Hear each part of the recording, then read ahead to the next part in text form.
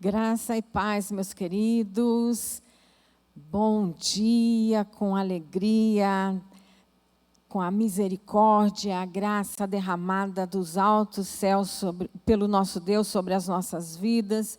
E é isso, essa misericórdia, é a fidelidade do Senhor, quem nos proporciona estar aqui reunidos para adorar, para louvar ao Senhor, para dizer ao Senhor que só Ele é Deus e o quanto nós o amamos. Nesta manhã, meus queridos, a igreja, ela cresce na fidelidade dos justos. Não permita que a bondade e a fidelidade o abandonem. Prenda-as ao redor do pescoço e escreva-as no fundo do coração. Provérbios 3:3. E é assim, meus queridos, em fidelidade ao Senhor, demonstrando a nossa adoração, demonstrando o nosso louvor, a nossa alegria em estar na presença do Senhor, nós vamos dar início a esse culto, louvando ao Senhor com o hino 456 do cantor cristão, o Estandarte.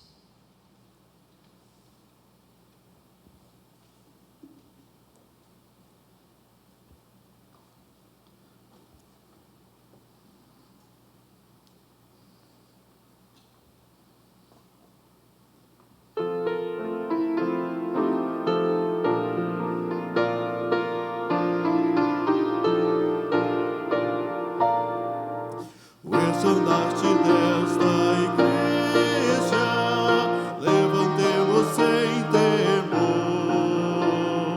Ela é muito amada esposa do bendito Salvador. É Jesus o comandante, verdadeiro que a conduz. Somos nós os seus soldados. Nesta igreja de Jesus, resolutos avançai, trabalhando por Jesus, o estandarte levantai, espalhando a sua luz. Ó igreja, dediquemos nossos corpos ao Senhor. Não devemos ser escravos do sagaz enganador. As riquezas são-nos dadas pela terna mão real, e o Senhor do céu observa se fazemos bem ou mal. Resolutos avançai, trabalhando por Jesus, o estandarte levantai, espalhando a sua luz. Graça e glória te pertencem, ó esposa do Senhor. Sê então um instrumento de salvar o pecador, pois até os fins do mundo Cristo mesmo reinará, e o domínio do Evangelho toda a terra abrangerá. Resolutos avançai, trabalhando por Jesus, o estandarte levantai, espalhando a sua luz. Amém, glória a Deus. A palavra do Senhor, ela é fiel, porque a palavra do Senhor é reta e todo o seu poder é fiel. Salmos 33:4. A palavra do Senhor é digna de aceitação. Fiel é a palavra e digna de aceitação, que Cristo Jesus veio ao mundo para salvar os pecadores, dos quais eu sou o principal. 1 Timóteo 1,15. E a palavra do Senhor, ela deve ser guardada com firmeza. Guardemos firme a confissão da esperança, sem vacilar, pois quem fez a promessa é fiel. Hebreus 10, 23. E a palavra do Senhor, ela restaura a alma. A lei do Senhor é perfeita e restaura a alma. O testemunho do Senhor é fiel e dá sabedoria aos simples. Salmos 19, 7. A palavra do Senhor, meus irmãos, como ela é importante na nossa vida. Porque o Senhor, Ele se mostra a nós através dela. Ele se mostra em fidelidade, Ele se mostra digno de aceitação, a palavra dEle. Ele se mostra que há uma palavra que sai da boca dEle, é uma palavra guardada, ela saiu com firmeza, que ela restaura a alma, ela traz de volta ao Senhor aqueles que se afastaram dela. Então, a importância e a beleza da palavra do Senhor. Vamos orar.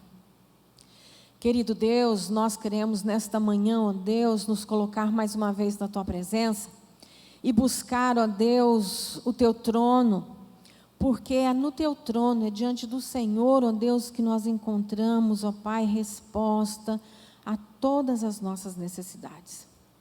É em Ti, ó Deus, que sai, ó Deus, todo o querer, toda a palavra, Senhor, de restauração, de cura, de fortalecimento, de salvação, de conhecimento, de sabedoria, de maturidade, de crescimento, tudo, todas as respostas que o homem precisa, ela vem do Senhor, e é por isso que nós recorremos a esse Teu trono de graça e de misericórdia, pedindo ao Senhor que o Senhor venha em nosso socorro nesta manhã e supra as necessidades do Teu povo. Ó Deus, nesta manhã, nos ajuda a entendermos mais do Senhor, a confiarmos mais em Ti, a buscarmos mais do Senhor e a descansar mais em Ti. Muito obrigado, Senhor, porque o Senhor nos permite estar reunidos no Teu nome para Te louvar, para Te adorar. Ó Deus, recebe a nossa adoração, recebe esse culto como cheiro suave ao Senhor. E faz aqui, ó Deus, em nós e através de nós, aquilo que o Senhor deseja. Cumpra-se o Teu propósito na vida dos Teus filhos e da Tua igreja. Nós Te louvamos, nós Te adoramos, em nome de Jesus. Amém. Meus queridos, vamos continuar louvando ao Senhor, porque louvar ao Senhor faz bem. A Bíblia diz que a alegria do Senhor é a nossa força, que um coração alegre, ele aformoseia o rosto. Então, nós vamos cantar o hino 278 do cantor cristão, que diz: cantai.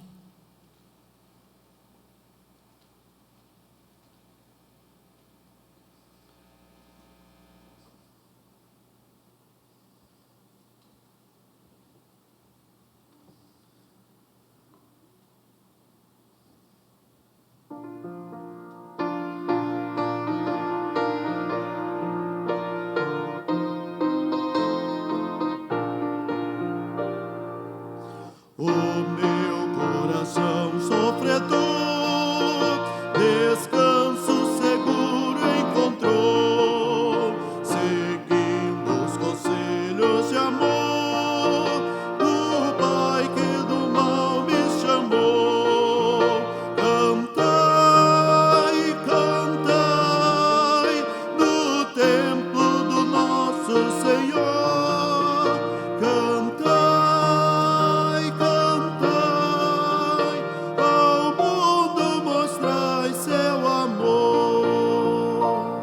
Nos astros espaços dos céus, da lua nublando clarão, eu leio poemas de Deus que outorga aos contritos perdão. Cantai, cantai no templo de nosso Senhor. Cantai, cantai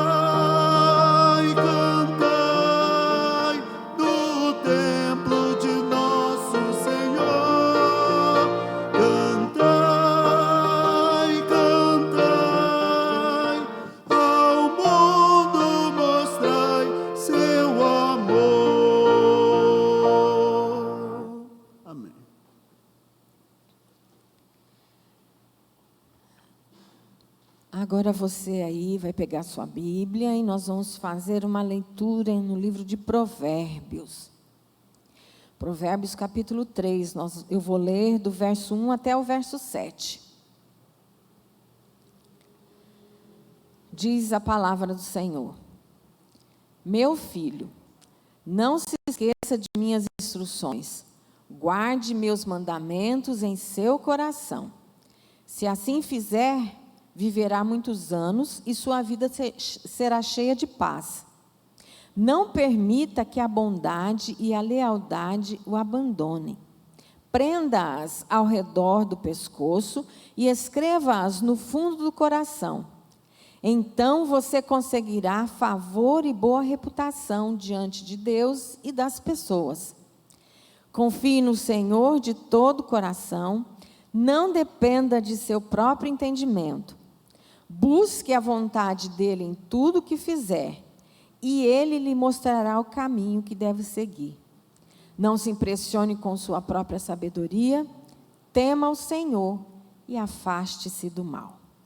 É isso mesmo, o temor do Senhor é o princípio de toda sabedoria. Nós também podemos achar isso na palavra de Deus. Então, quando a gente teme ao Senhor, a gente se afasta do mal, e se afastando do mal, a gente fica longe de pecar contra o Senhor. Que o Senhor nos ajude a termos essa sabedoria de nos afastarmos dia a dia do mal, até mesmo da aparência do mal. E neste momento, eu quero que você dedique a sua vida ao Senhor. É o nosso momento de dedicar os nossos bens, os nossos dízimos, ofertas, mas em primeiro lugar, nós precisamos dedicar a nossa vida, porque quando o nosso coração, ele é dedicado ao Senhor, tudo que nós somos e temos, isso também fica mais fácil para a gente dedicar e usar para a obra do Senhor. E nesta manhã, falando de dedicação de vidas, eu quero falar dos aniversariantes da semana.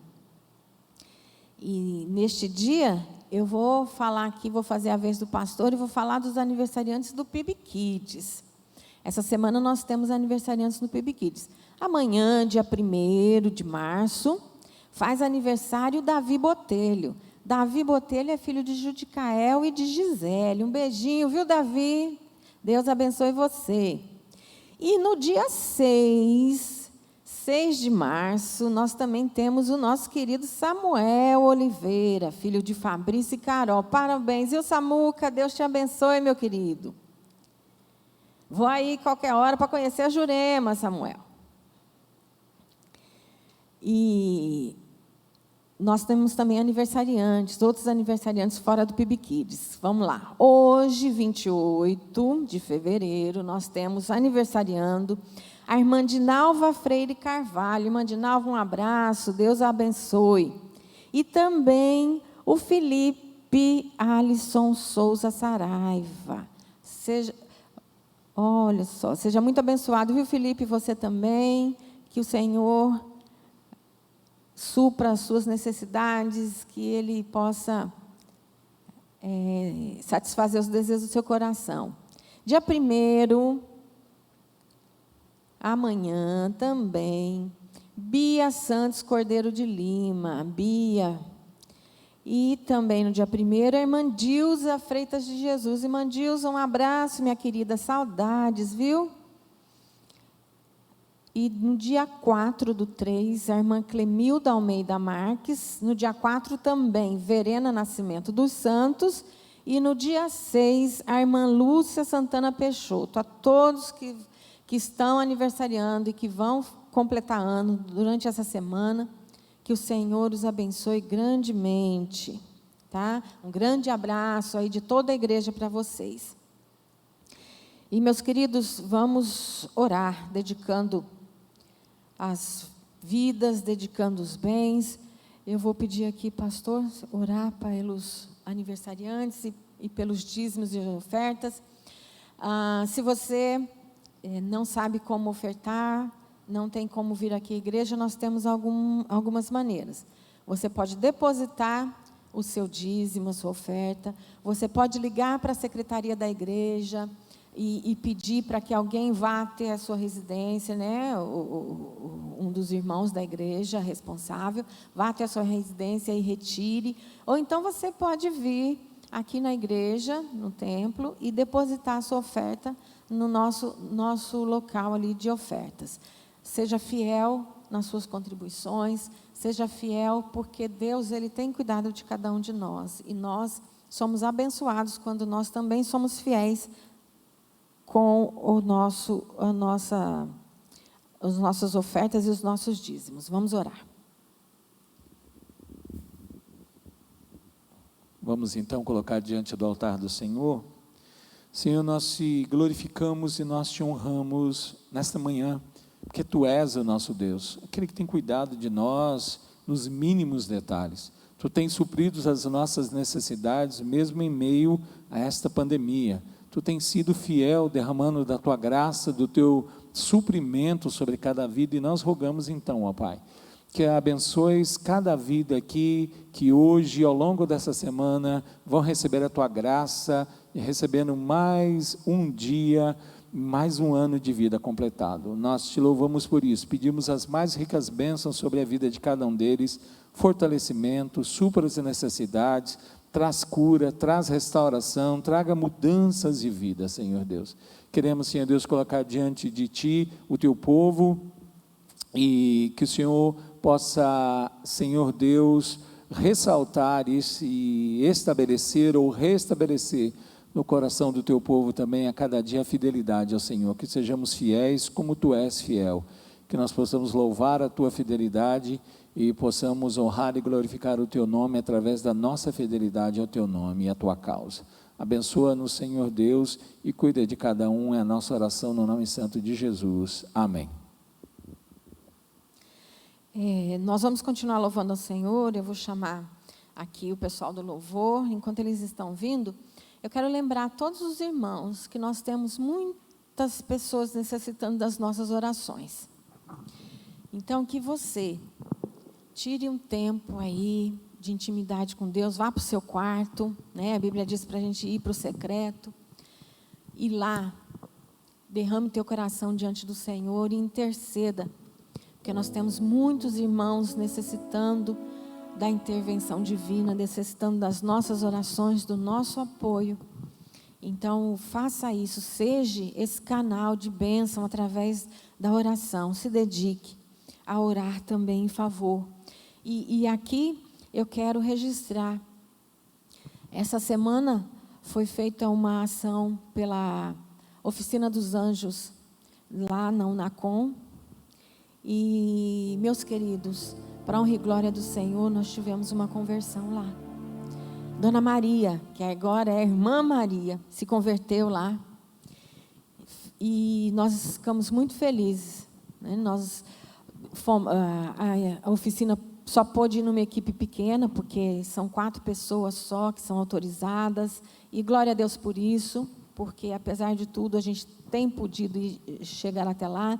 Então, nessa semana, nós tivemos a Arlécio, nós tivemos Oswaldo Júnior, nós tivemos a Nilzete, Cristina, e nós tivemos ali essas pessoas no NACOM, podendo levar uma palavra de consolo, de conforto, e quando a palavra do Senhor ela foi exposta, veio para nós essa resposta maravilhosa, que foi um coração se entregando ao Senhor.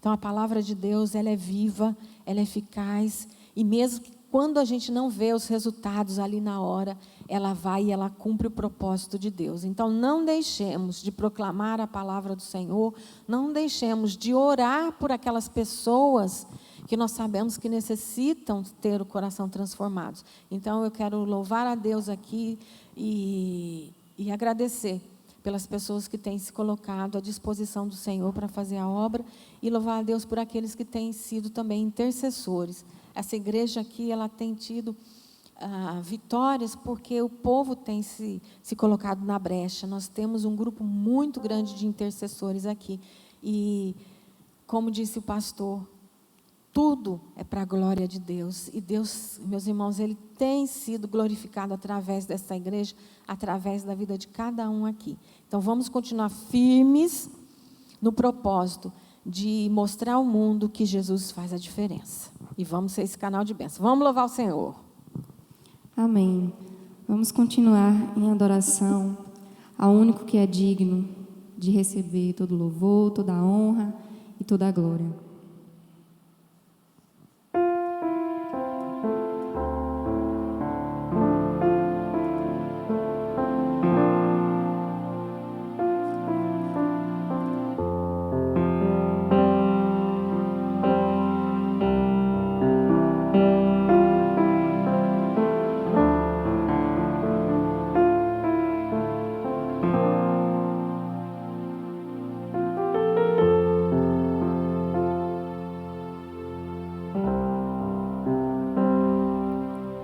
Sua morte ali na cruz, carregando a minha dor, você se expôs por mim.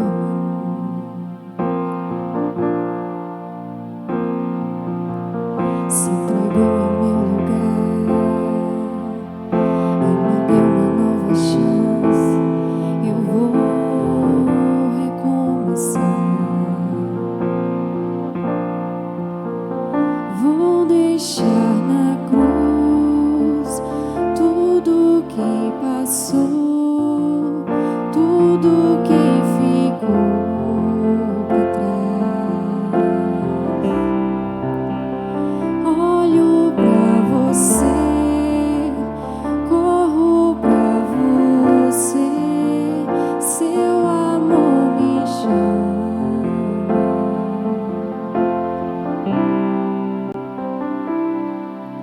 Sua morte ali na cruz, carregando a minha dor, você se expôs por mim.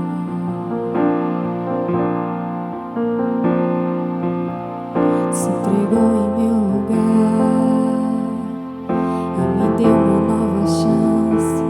Eu vou recomeçar. Vou deixar na cruz tudo que passou, tudo que ficou para trás. Olho para você, corro para você, seu amor me chama.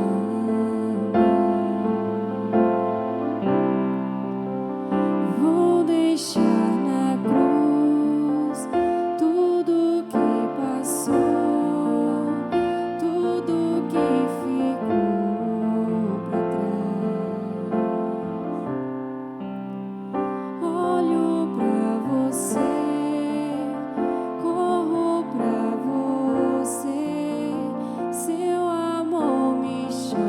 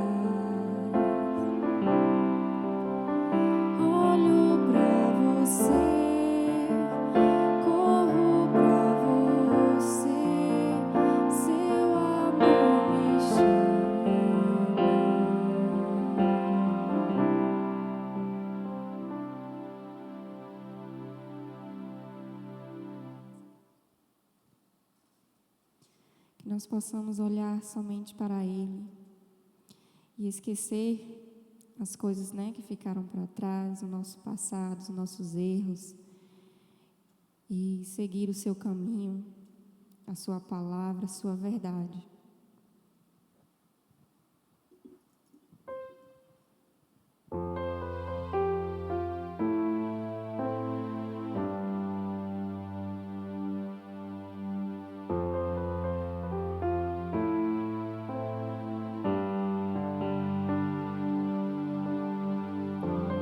Tu és tudo que eu mais quero.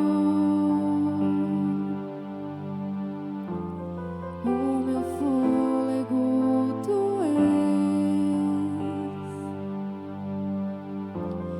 Em teus braços é o meu lugar. Estou aqui. Estou aqui.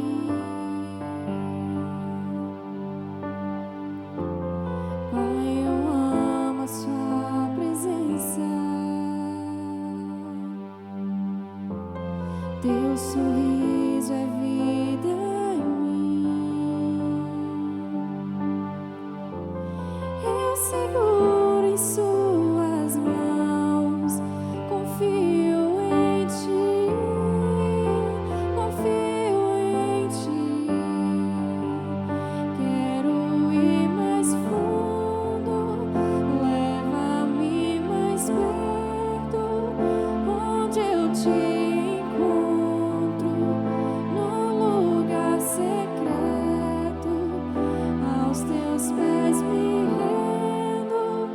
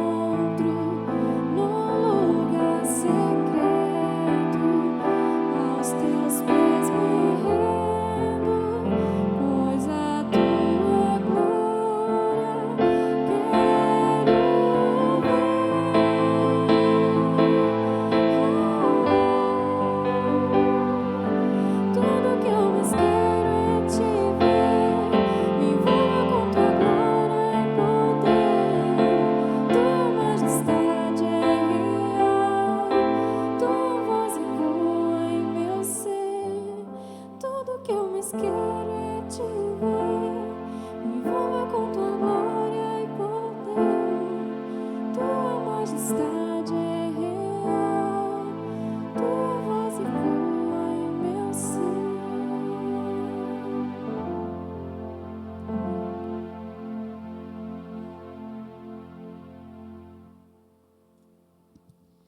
Amém, meus queridos, glória a Deus.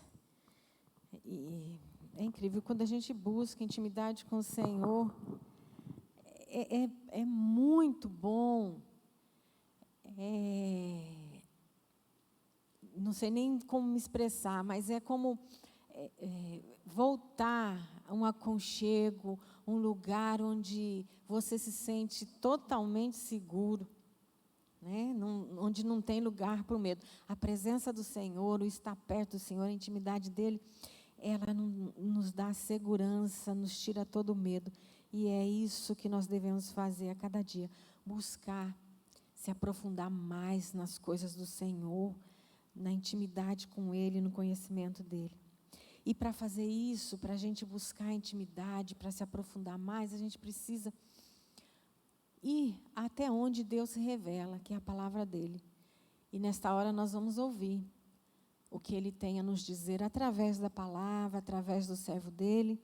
Então, nós vamos receber do Senhor agora aquilo que Ele tem para as nossas vidas, para a nossa alma, para nos alimentar nessa semana. Guarda o teu coração, guarda aí a tua mente e pede para o Senhor, para que Ele vá com a palavra dEle, que é a espada, e que Ele chegue até o ponto na tua vida em que precisa ser mexido, ser tocado por Deus, e que a palavra dEle ela possa trazer cura, restauração, possa trazer ânimo, força, alegria na tua vida para esses dias. Vamos ouvir a palavra do Senhor. A palavra está com o pastor e nós vamos orar. Querido Deus, mais uma vez o Senhor nos dá a oportunidade, Senhor, e o privilégio de ouvir da tua palavra. Ó Deus, nós estamos aqui, ó Deus, com os nossos corações sedentos, ó Deus, por ouvir de Ti, por receber do Senhor, por saber o que é que o Senhor tem para nossas vidas, ó Pai. Nos ajuda, Senhor, nos dá ouvidos eruditos para nós compreendermos a profundidade do que o Senhor quer falar conosco nesta manhã. Abençoa o teu servo, para que ele, Senhor, debaixo do poder do teu Santo Espírito, ele seja um mensageiro fiel do Senhor a nós. Que o Senhor o use, dê a ele ousadia, sabedoria, dê a ele, Senhor, o poder, ó Deus, de transmitir, ó Deus, a tua palavra, que o Senhor faça com que o que sair da boca dele saia de uma maneira clara, para que nós possamos entender e que essa palavra fique gravada nos nossos corações e que sirva para a nossa edificação, para a nossa alegria e para a salvação daqueles que estão precisando de salvação vinda da parte do Senhor. Em nome de Jesus, Senhor, que eu oro agradecida ao Senhor por este momento, pela tua palavra e pela oportunidade. Amém.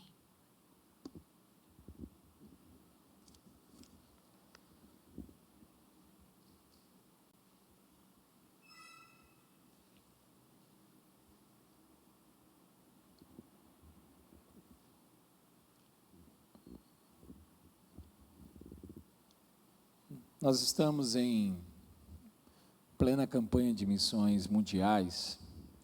E como falar de missões, como falar de adoração, como falar de qualquer ação ou atividade que nós possamos fazer sem levar em consideração a existência de Deus. A existência de Deus, nesta manhã, nós temos tratado já há alguns domingos sobre esta doutrina tão importante, porque todas as outras doutrinas, elas estão conectadas e dependentes dessa doutrina. A existência de Deus, ela tem sofrido, não a existência em si, mas a doutrina da existência de Deus tem sofrido ataques, principalmente por aqueles que pensam que se utilizam da razão. E nesta manhã eu quero lhes falar exatamente sobre isso, sobre a existência de Deus e a razão.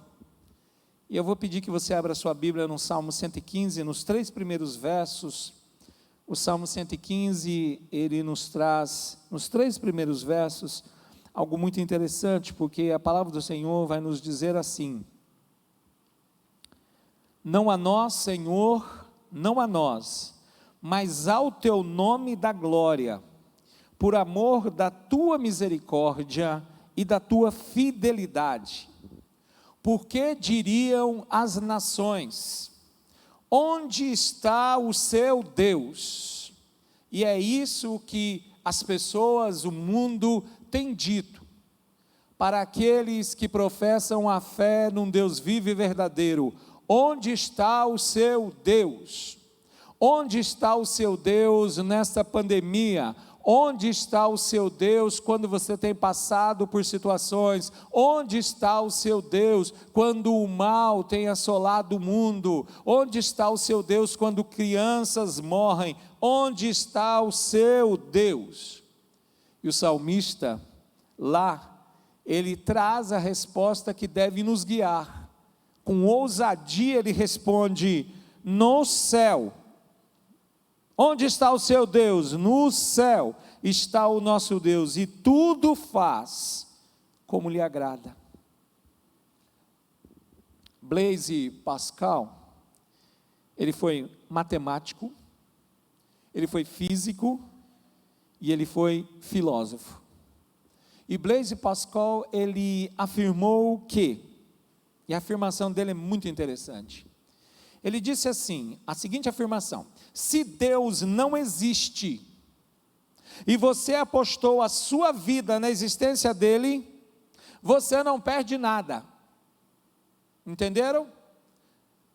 Se Deus não existe, e você apostou a sua vida na existência dele, você não perde nada. Mas, disse ele, se existe um Deus, e você apostou a vida em que ele não existia, você cometeu o maior erro, o maior equívoco imaginável. E quem tem cometido esse equívoco? O movimento da modernidade. O movimento da modernidade, ele decretou a morte de Deus. Isso virou, inclusive, uma teologia, a teologia da morte de Deus. Mas a teologia da morte de Deus, ela é mais recente, final dos anos 50 para os anos 60, meio dos anos 60, porém o movimento da modernidade, irmãos, esse movimento ele foi inaugurado lá pelo Renascimento, ele foi consolidado pelo Iluminismo. E o que é o Iluminismo? É um movimento cultural europeu que durou exatamente um século. Ele foi de 1688 a 1789 e teve como característica mais marcante uma forte crença nos poderes da razão. E a razão se transformou para essas pessoas, e isso se transformou para essas pessoas num culto à razão. Imagine então, irmãos, eles creram e tinham uma forte crença nos poderes da razão, e isso se transformou num culto à razão, e a razão foi elevada à condição de divindade. E por que posso afirmar isso? Porque a razão passou a ser vista como capaz, por si mesma, de trazer evolução e progresso ao homem, a ponto dele se tornar um ser perfeito. Mas para se tornar um ser perfeito, ele teria que se livrar totalmente de todo dogma, de toda certeza. Dogma é aquilo que não cabe discussão, é fato assentado. E então ele dizia, enquanto o homem estivesse ligado a esses dogmas, a essas certezas, sejam elas doutrinárias ou morais, ele não conseguiria progredir como homem. E esse iluminismo, ele vai eclodir num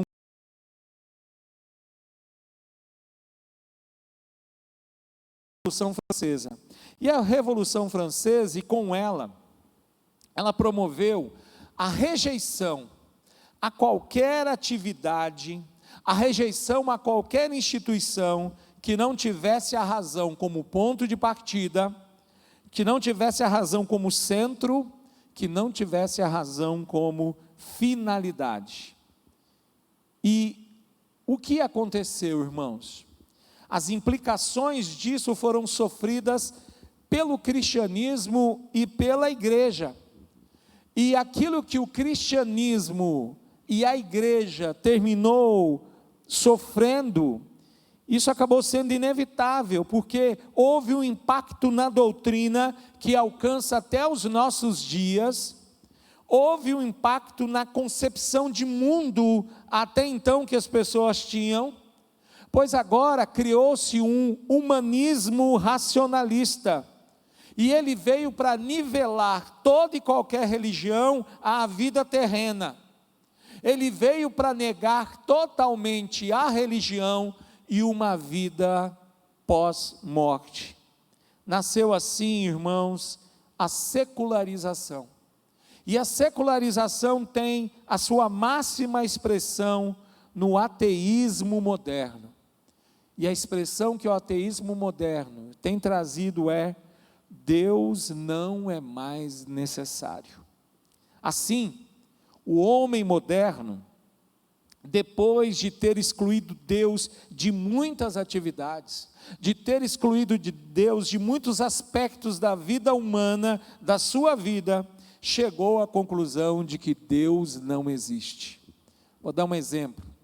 Ainda lá na década de 50, a Suprema Corte americana chegou à conclusão de que não poderia mais, nas escolas americanas, ter duas coisas. Primeiro começou com a oração. Todos os dias, em todas as escolas americanas, todos os alunos oravam, agradecendo a Deus, reconhecendo a dependência de Deus, e dizia para Deus abençoar suas vidas, seus pais, seus professores e seu país. E a Suprema Corte decidiu que não poderia ter orações nas escolas. 2 anos depois, mais ou menos, a Suprema Corte decidiu, americana, que não poderia também mais haver leituras bíblicas na escola. Então eles excluíram Deus do sistema educacional americano. E o que aconteceu? Aqueles alunos, com o passar do tempo, eles já não mais oravam agora pelos seus colegas, nem pelos seus pais, nem pelos seus professores. Muitos deles assassinaram seus professores, os seus colegas, com aquelas terríveis mortes que nós vimos acontecendo dentro das escolas dos Estados Unidos, inclusive chegou também no Brasil, infelizmente, lá no Rio de Janeiro. Então, nós precisamos nessa manhã pensar e refletir. Ateísmo. Porque hoje é muito comum ouvir de adolescentes, de jovens, de pessoas que ainda não entraram na faculdade, pessoas que entraram na faculdade, depois de um tempo se declararem ateus, dizendo: eu sou ateu. Então, para que alguém se declare alguma coisa, é justo que a pessoa saiba exatamente o que é que ela está falando e do que ela está falando. Então, eu tenho minhas dúvidas de que nós vivemos com uma geração que não gosta de estudar, não gosta de ler, então possivelmente muitos dos que se declaram ateus, não têm a mínima ideia do que é ateísmo. E eu preciso então lhes mostrar o que é ateísmo. O que é ateísmo? Nós começamos pelo básico. O básico é que a palavra ateísmo, ela deriva do grego ateos. O que significa? Indica esta palavra, sendo uma negação, a negação de Deus, theos, Deus, ateos. Então, objetivamente, ateísmo é a negação de Deus.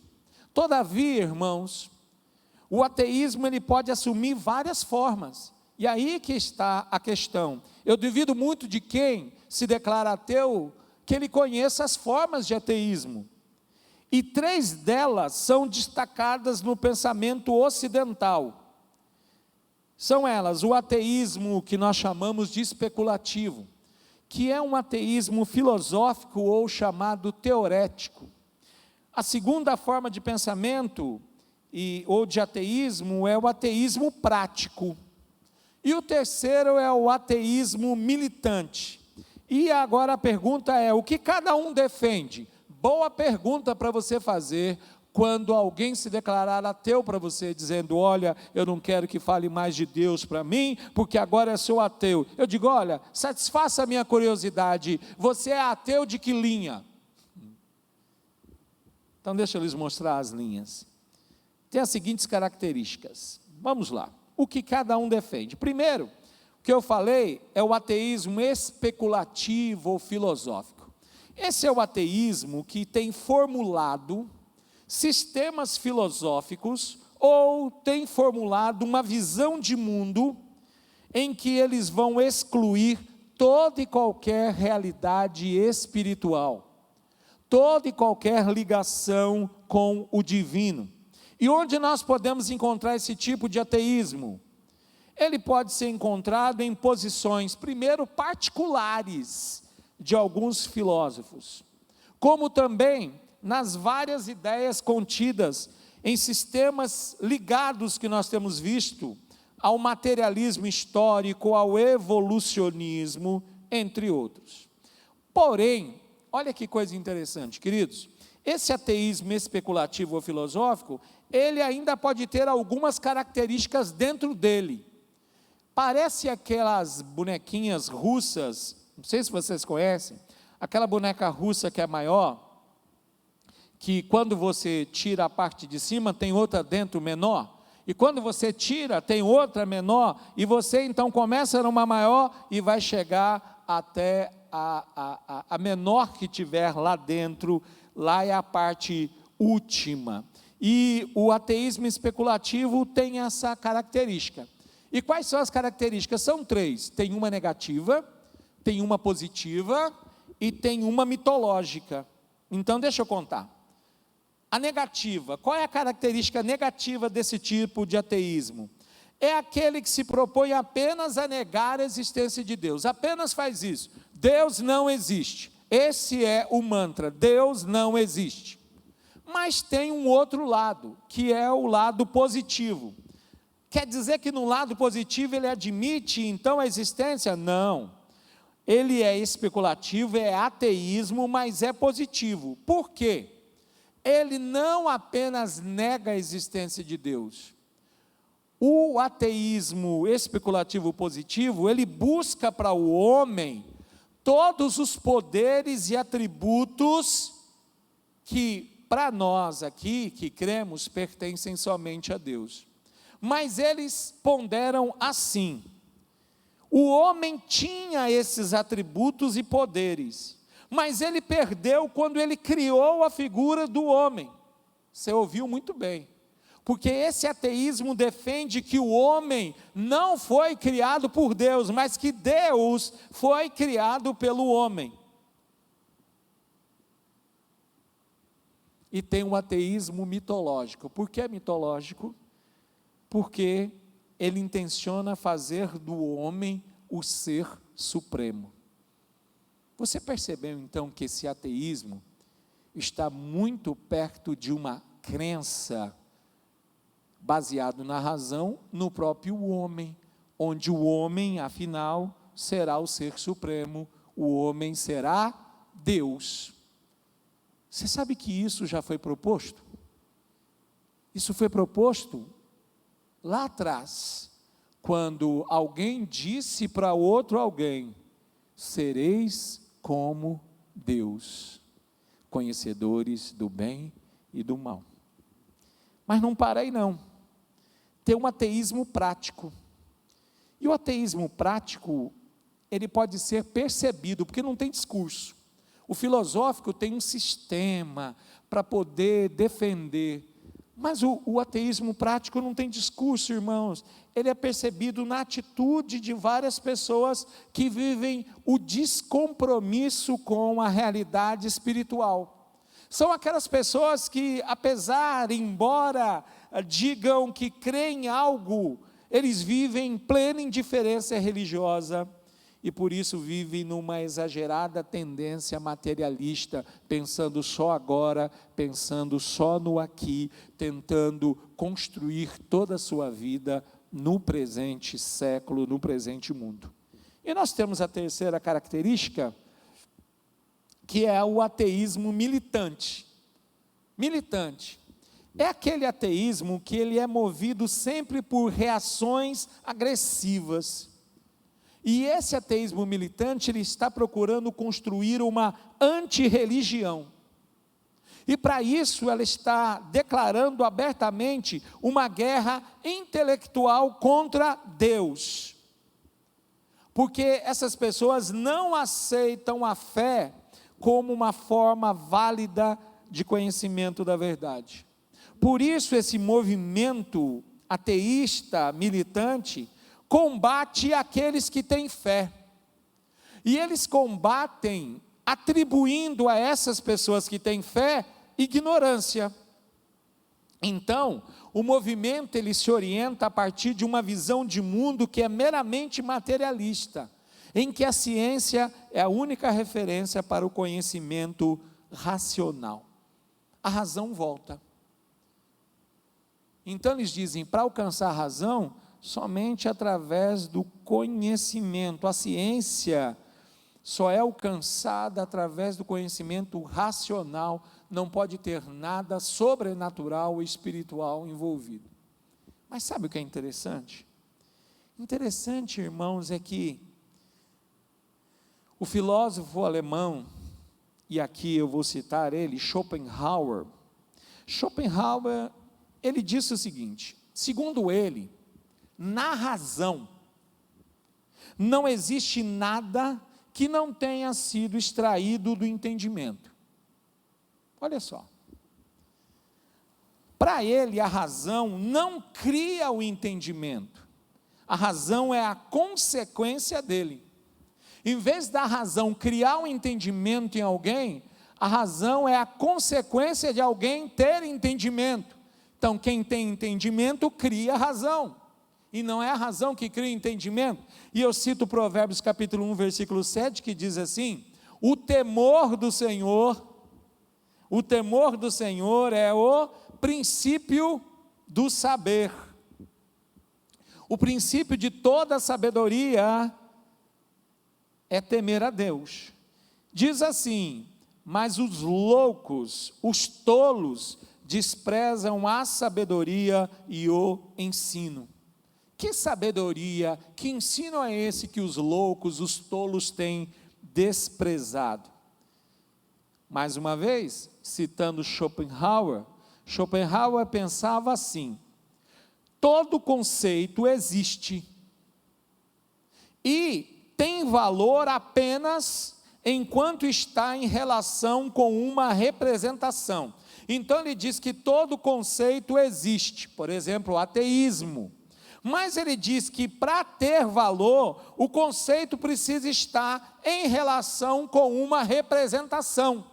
Então eu pergunto, ateísmo está em relação com o quê? Com qual representação? Se eles dizem que não existe Deus.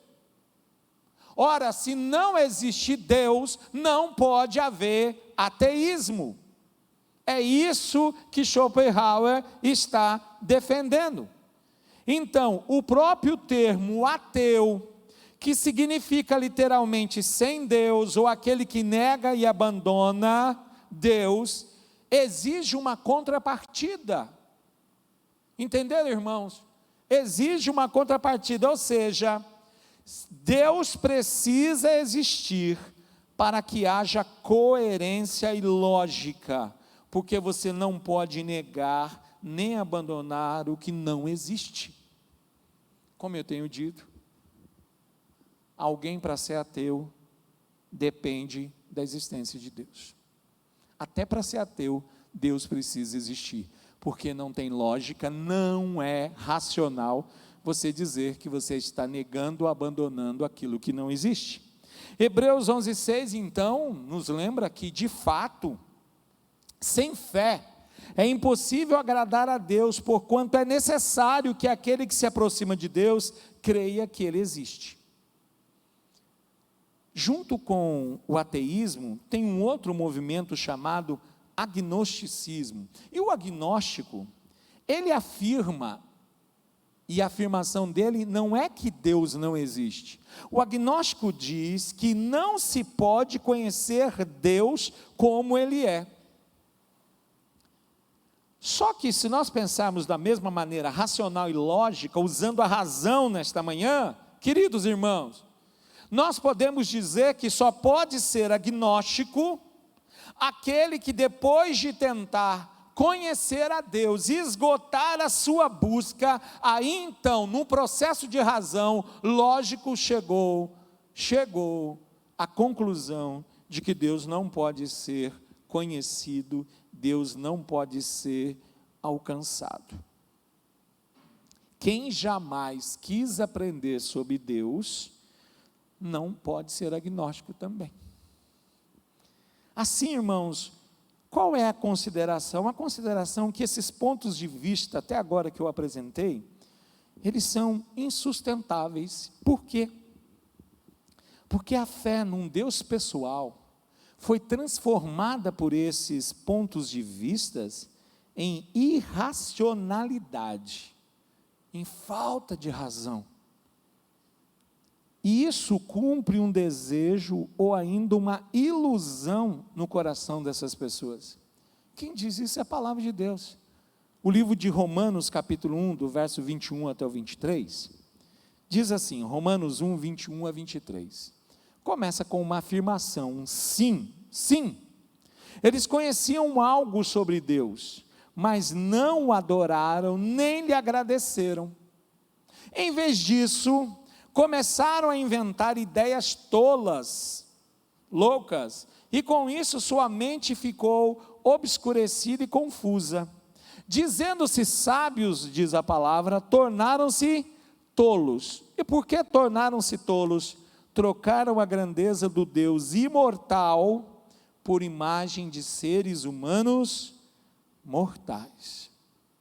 E aí que nós precisamos aprender algo muito interessante nesta manhã, irmãos, que é o seguinte: a palavra razão, ela provém do termo grego lógicos, que tem como raiz a palavra logos, que quando nós tratamos de doutrina e filosofia, o logos apareceu, né? Um pensamento filosófico, a existência do logos. Então, logos deu origem à palavra lógicos, que da onde provém a razão lógica, a palavra lógica ou razão no português. E o que significa essa palavra razão? Significa aquilo que pertence ao discurso, aquilo que pertence à lógica. E aí que acontece algo muito interessante. Algumas pessoas param aqui no entendimento. Só que a palavra razão, ela também significa aquilo que pertence à alma, aquilo que é espiritual, aquilo que concorda com a razão e segue a razão. Então, a razão compreende o que é lógico ou é razoável para Deus. Ou seja, irmãos, a lógica operando por meio do raciocínio divino conhecido pela fé. Nós podemos captar a lógica divina somente pela fé dada pelo Senhor. Observe Romanos 12, os 3 primeiros versos, para algo muito interessante aqui, eu vou chamar a sua atenção, Romanos 12, de 1 a 3, principalmente quando chegar exatamente nessa palavra. Olha o que diz a Bíblia: rogo-vos, pois, irmãos, pelas misericórdias de Deus, que apresentei o vosso corpo por sacrifício vivo, santo e agradável, que é o vosso culto racional. A palavra racional aí tem uma outra tradução que também é espiritual, culto racional. E não vos conformeis com este século, mas transformai-vos pela renovação da vossa mente, para que experimenteis qual seja a boa, agradável e perfeita vontade de Deus. Verso 3, desculpe, diz assim: porque pela graça que me foi dada, digo a cada um dentre vocês que não pense de si mesmo além do que convém, antes pense com moderação, segundo a medida da fé que Deus repartiu a cada um. Então, irmãos, queridos, a razão ou a lógica divina está ligada diretamente à fé. Eu comecei dizendo que o ateísmo, os racionalistas, humanistas racionalistas, não vão aceitar a fé como verdade, que não vão aceitar a fé como base de conhecimento. Mas o interessante é que é isso, que a razão ou lógica divina está ligada diretamente à fé. Por quê? Porque a palavra grega para fé é pistis, e pistis significa você ser persuadido,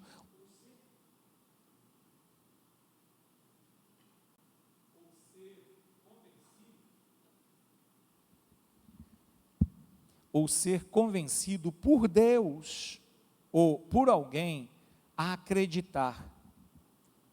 Piste significa você afirmar e ter confiança. Então, quando você é convencido a acreditar, você é convencido a afirmar e ter confiança, isto é a palavra pistis. Logo, os que são crentes, eles foram convencidos por Deus a acreditar e nele, Deus, exercer a sua fé.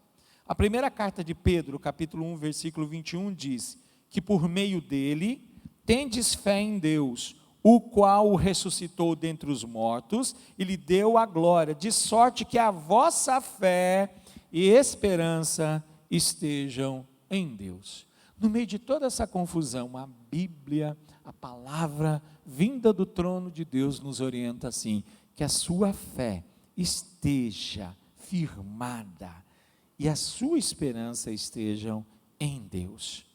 Então, aqueles que rejeitam a fé em favor de um conhecimento científico, ignoram que a palavra grega para fé, pistis, é a raiz de uma palavra muito importante usada em qualquer sistema de conhecimento, chamada episteme. E o que é episteme? Episteme é entendida como o conhecimento construído de forma racional e científica. É a base da teoria do conhecimento científico. Segundo Platão, filósofo, a episteme é a ciência, é o conhecimento por excelência. E eu pergunto nessa manhã, queridos, o que nós encontramos dentro do conhecimento por excelência? Dentro da palavra episteme, nós encontramos pistis, a fé. A fé. É por isso que o apóstolo Paulo declarou em Romanos 12, o que ele declarou e nós lemos já nessa manhã. Ele declarou que a razão, lembra, o culto racional ou a lógica é constantemente necessária para nós. Para quê? Para fazer ofertas aceitáveis ao Senhor. Pois cada uma dessas ofertas é igualmente profunda para a eternidade quando é feita na fé. Então, irmãos, a lógica ou a razão divina por meio da fé produz uma vida contínua em que cada decisão, em que cada ação pode ter um significado profundo e eterno, mesmo em contratempos ou sofrimentos terrenos como esse agora no meio dessa pandemia. Eu vou mostrar um texto bíblico para esclarecer isso, é Romanos 8,18. Romanos 8,18. Eu estou me encaminhando para a parte final e finalizar essa ideia da existência de Deus e a razão, mostrando esse texto que eu considero muito importante. E a palavra considero é a primeira palavra que eu vejo aqui em Romanos 8,18, na versão que eu estou usando. Romanos 8,18 diz assim: considero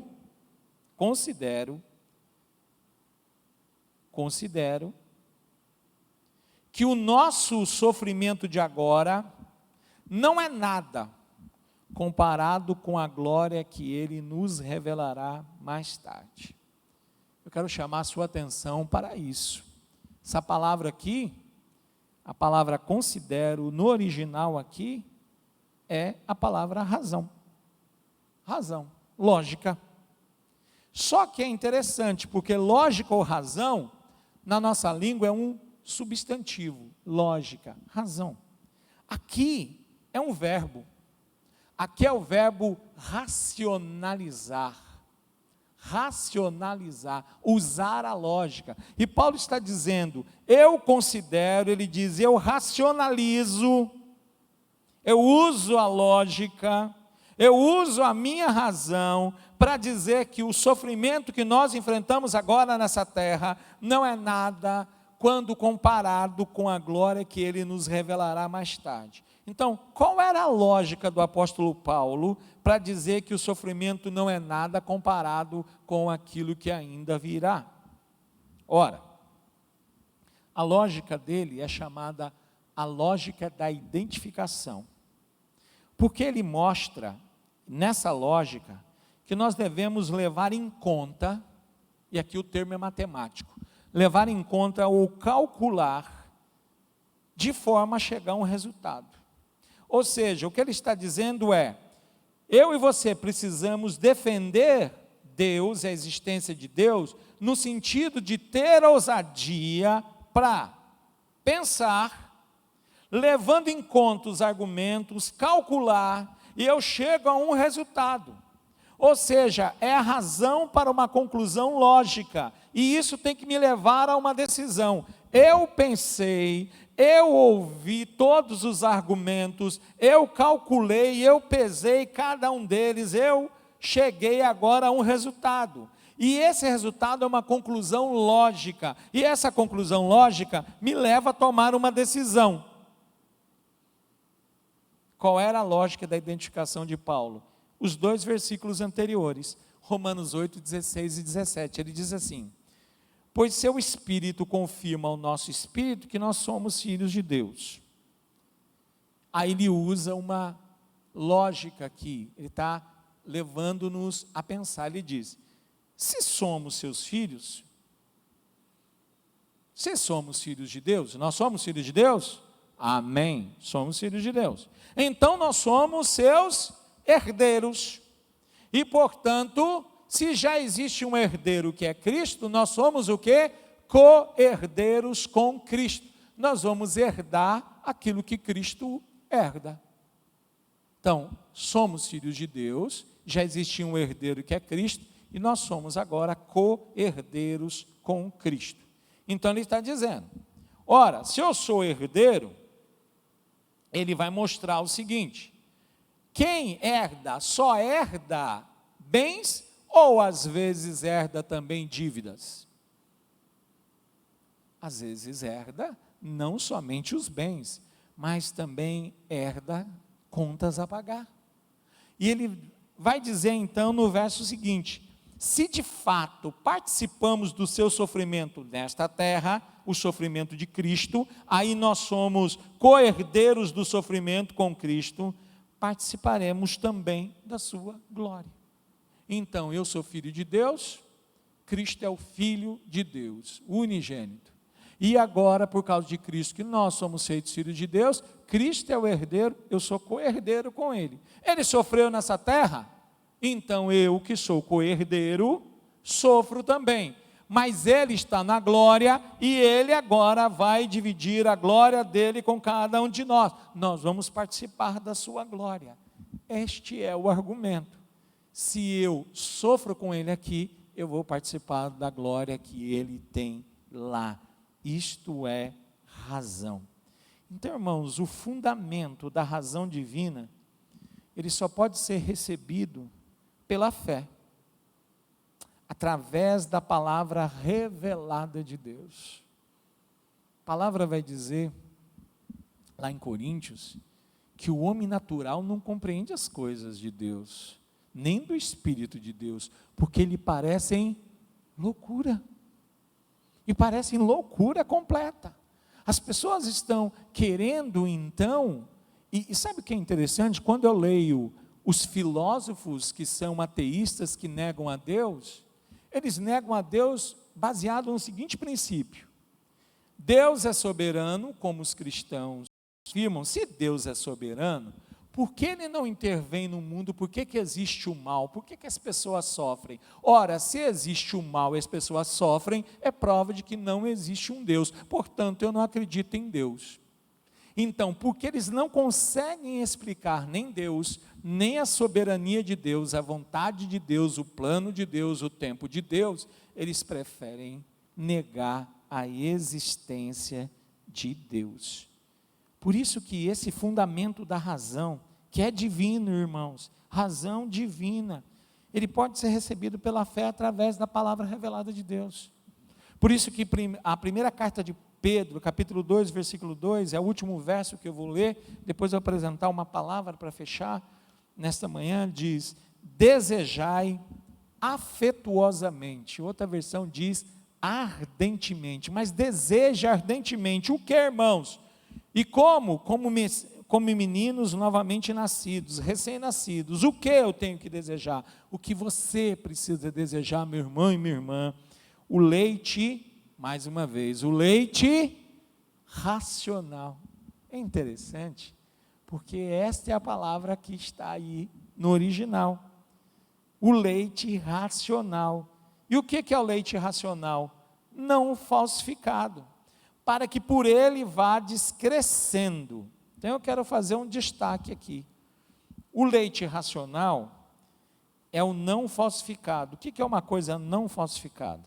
A palavra aqui significa aquilo que é genuíno, aquilo que é puro, aquilo que não tem culpa, aquilo que não tem mistura, sabe?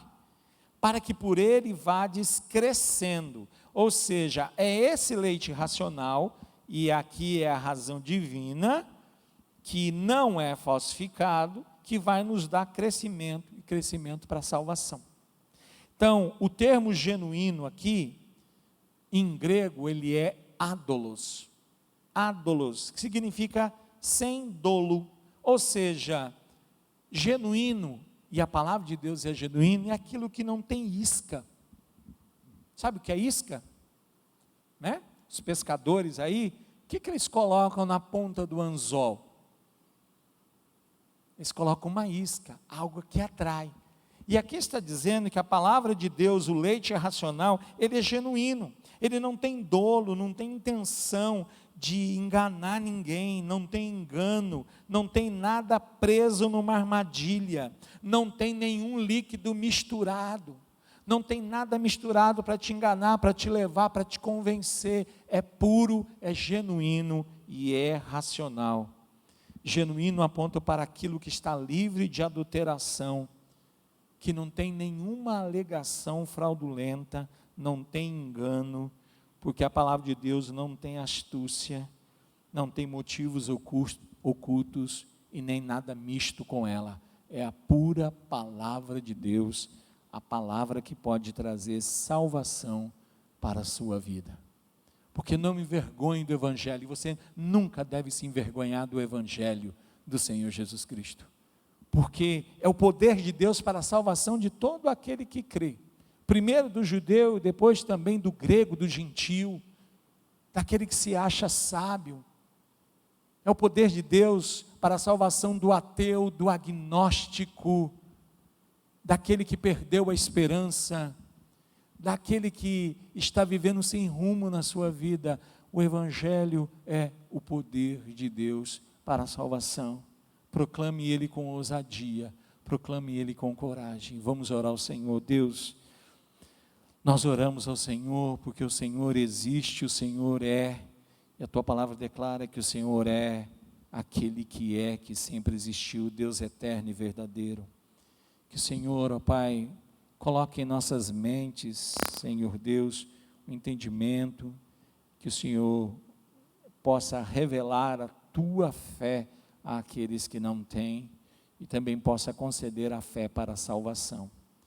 Que a tua graça alcance essas pessoas que estão, de alguma forma, enganadas pelo ateísmo, pelo agnosticismo, ou por qualquer outra filosofia que os afasta da verdade, porque eles criaram seus próprios deuses, e muitas vezes eles são seus próprios deuses, ocupando os tronos dos seus corações.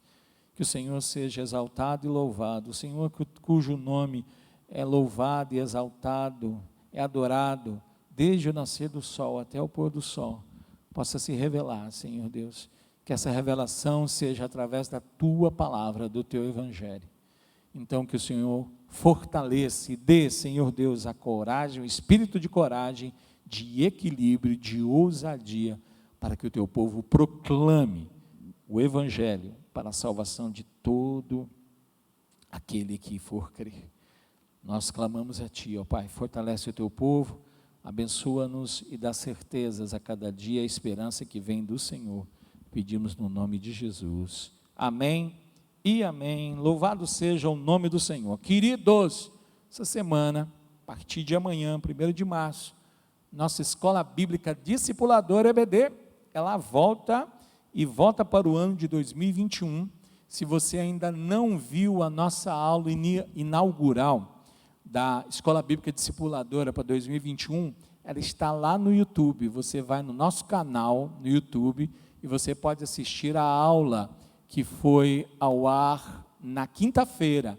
Então você pode assistir e você entender que nós vamos tratar como uma vida com propósito. Então, neste ano, vamos tratar durante 40 semanas de uma vida com propósito. Quer saber por que 40 semanas? Assista a aula, vai no nosso canal no YouTube, está lá, e você vai poder entender o plano de Deus inicial para nós, o que é que nós vamos ministrar em várias salas. Então, começa na segunda com os pré-adolescentes, terça-feira os adolescentes, depois na quinta tem a classe dos adultos, depois na sexta tem a classe dos jovens, depois no sábado tem a classe da preciosidade. Participe, que Deus cuide de você, derrame graça, bondade e fidelidade. No dia 2, na terça-feira, nós vamos completar como igreja, como testemunho de igreja, igreja que a gente fala emancipada, não mais como congregação, como igreja, 74 anos nessa cidade. Como trabalho implantado, nós temos muito mais tempo, né? Como trabalho implantado, nós já temos 79 anos nessa cidade. Mas como igreja devidamente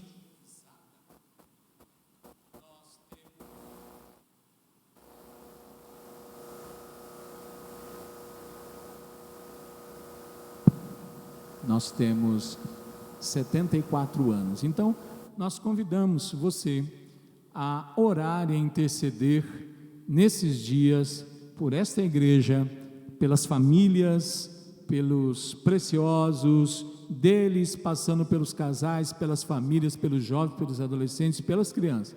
Vamos colocar diante do Senhor em oração, clamando a bondade e misericórdia de Deus. E quero convidá-lo, na terça-feira nós vamos ter um culto especial de oração, comandado pelo Ministério de Missões, um culto de gratidão pelos 74 anos dessa igreja. Então nós nos despedimos debaixo da graça, da misericórdia e da bondade do Senhor, desejando que o Senhor possa encher a sua vida de graça, que o Senhor possa derramar bondade dos altos céus, que você tenha um domingo lindo na presença do Senhor, cuidado pelo Senhor, que manifeste a graça e a bondade sobre a tua vida e você seja cheio do pleno conhecimento do Senhor Jesus. Que Deus continue cuidando de você, abençoando grandemente sua vida e sua família e fazendo grandes coisas. Louvado seja o nome do Senhor, porque Ele tem feito grandes coisas por nós. Louvamos o nome do Senhor. Um grande abraço, nós vamos nos ver às 18h30, até lá, com Neemias, capítulo 4, falando mais uma vez sobre a reconstrução necessária. Te esperamos às 18h30, lá no canal, nosso canal no YouTube. Um grande abraço e um beijo no seu coração.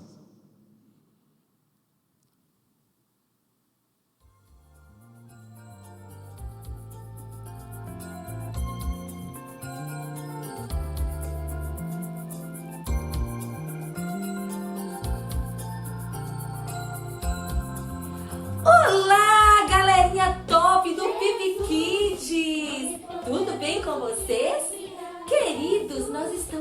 volta e a nossa campanha de missões mundiais já começou e nós queremos a participação de todos vocês. Vocês querem saber qual é o tema da nossa campanha? Tcharam! Viva o poder de transformar! Sabe, crianças, o Senhor Jesus transformou as nossas vidas para que possamos transformar as vidas de outras pessoas. Temos também a divisa. Está aqui na Bíblia. Vem ver comigo. Está em 2 Timóteo 1,7. Porque Deus não nos deu um espírito de covardia, mas de poder, de amor e de equilíbrio. Que maravilha! Olha, nós podemos fazer missões de várias formas. Podemos orar, mobilizar, podemos ir falar de Jesus e podemos também ofertar. E agora eu vou chamar 2 amiguinhos para contar para vocês como é que a gente pode ofertar durante toda esta campanha. Vem, Miguel! Vem, Theo! Conta pra gente como é que nós podemos ofertar. Oi, galerinha do Baby Kids, tudo bem? Aqui é o Miguel e hoje eu vou fazer aqui. Você vai pegar o nosso cofrinho. A gente vai fazer aqui o cofrinho mundial. A Pro falou aí, né? Então a gente fez aí. Me deu eu tenho. Faça logo o seu. Não esqueça. Conte pra mamãe. Vá qualquer loja. Aí você vai e você bota uns dinheirinhos. Pode ser qualquer dinheirinho. Espero por vocês. Até logo. Tchau. Olha que legal! Nós aprendemos com Miguel e Theo a fazermos o cofrinho missionário. Você aí na sua casa, faça o seu cofrinho junto com a sua família e no final da nossa campanha de missões, vocês vão doar, contribuir para a obra missionária no mundo. Queridos, tem outra coisa que nós devemos fazer todos os dias, é orar. Orar por missões, orar pelos nossos missionários. E eu vou convidar agora o amiguinho Josué, que vai orar.